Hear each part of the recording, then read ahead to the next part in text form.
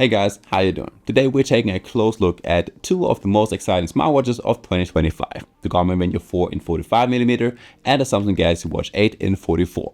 Both are among the best all-around smartwatches that you can buy right now, but they follow completely different philosophies. One is a true fitness and health powerhouse, while the other is a premium smart companion with seamless smartphone integration. I can already tell you the difference between them is smaller than you might think. Let's start with the design and the specs. The Garmin Venu 4 comes in at around 550 euros over here in Germany, making it noticeably more expensive than the Galaxy Watch 8, which costs about 410 euros for the Bluetooth version.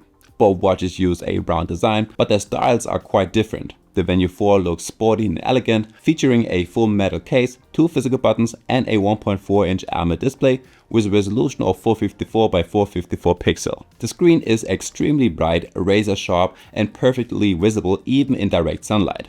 The Galaxy Watch 8 in 44mm looks more modern and minimalist with flat edges and an aluminum case and a slightly larger 1.5-inch Super AMOLED panel with ultra-thin bezels. On the wrist it feels a bit more futuristic and tactical, while the Garmin gives you that classic watch look and feel. Weighing around 56 grams including the straps, the Venu 4 feels surprisingly light and comfortable even for overnight wear. The Watch 8 is much lighter at around 34 grams, and thanks to its compact form factor, it sits very comfortably and balanced on the wrist. One big advantage of the Garmin is the flexibility. It uses 22mm quick release bands that you can swap out in seconds. The Watch 8 also allows strap changes, but Samsung's options are a little bit more restricted since they rely heavily on their own designs. Both watches are 5 ATM water resistant, so you can swim or shower with them without a worry. And visually, both look great. The Garmin gives off a sporty classic vibe, while the Samsung looks sleek and futuristic. Now let's move on to one of the biggest differences, and that's the battery life. This is where Garmin still dominates when it comes to efficiency. The Venu 4 can last up to 12 days in standard smartwatch mode, and in my testing with the always-on display enabled, notifications, heart rate tracking, and about 3 hours of GPS workout per week, I averaged roughly 5.5 days before needing a charge. That's impressive, especially for an AMOLED watch.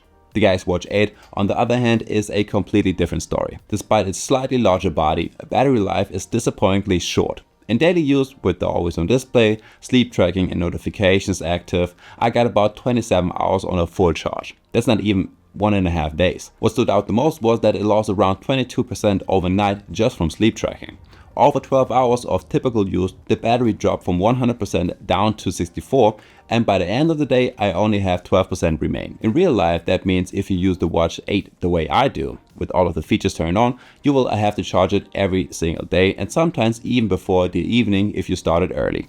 The Garmin, on the other hand, charges fully in about 90 minutes using its standard cable, and then you're good to go for nearly a week. That's a huge advantage for anyone who travels frequently or wears their watch to bed for sleep tracking. When it comes to the smart features, the balance flips completely. Here, the Galaxy Watch 8 clearly plays in another league.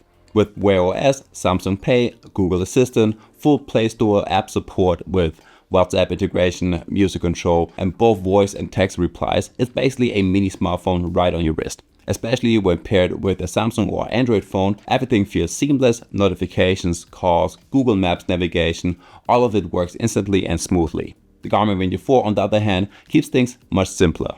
It handles notifications reliably, you can download playlists from Spotify for offline listening, and Android users can even send quick replies. But the focus clearly remains on the fitness and health side. There's no app store like on Samsung, no Google Pay, only Garmin Pay, which is still somewhat limited in Europe. That said, the watch runs incredibly stable, never lags, and the overall interface feels calmer and much more focused. So in short, the Watch 8 is the better smartwatch, while the Venu 4 is the better training watch. In terms of fitness tracking, Garmin once again shows why it's one of the best in the business. The Venu 4 offers over 80 sport profiles, a new mixed session feature that lets you switch between activities during one workout, and one of the most accurate dual-band GPS systems I've ever tested. The satellite lock is lightning fast, and even when running through narrow streets or under trees, the tracking remains precise. You also get advanced metrics like training readiness, VO2 max, recovery time, and training status, all beautifully visualized in Garmin Connect. The Galaxy Watch 8 also offers a wide range of workout modes, automatic activity detection, and solid GPS tracking, but it's slightly less accurate.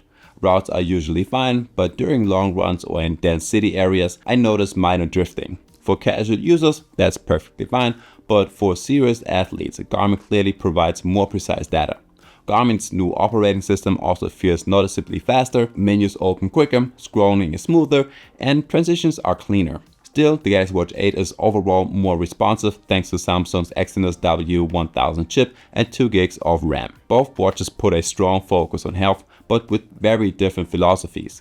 The Garmin Venu 4 is incredibly comprehensive. It continuously tracks heart rate, HRV, stress, breathing rate, blood oxygen, and even skin temperature. It also includes a new ECG feature that records a 30-second electrocardiogram and can detect irregular heart rhythms. Then there are powerful tools like Health Status, which combines all of the key metrics into a single overview, and Lifestyle Logging, where you can track things like your sleeping habits, caffeine intake, or workout timing to discover long-term patterns. Sleep tracking is also among the best out there. Features like sleep consistency and sleep alignment show how well your sleep matches your body's natural rhythm. Plus, the new evening report gives you a quick summary of your day. So that's the stress, your steps, training, and recovery right before bed.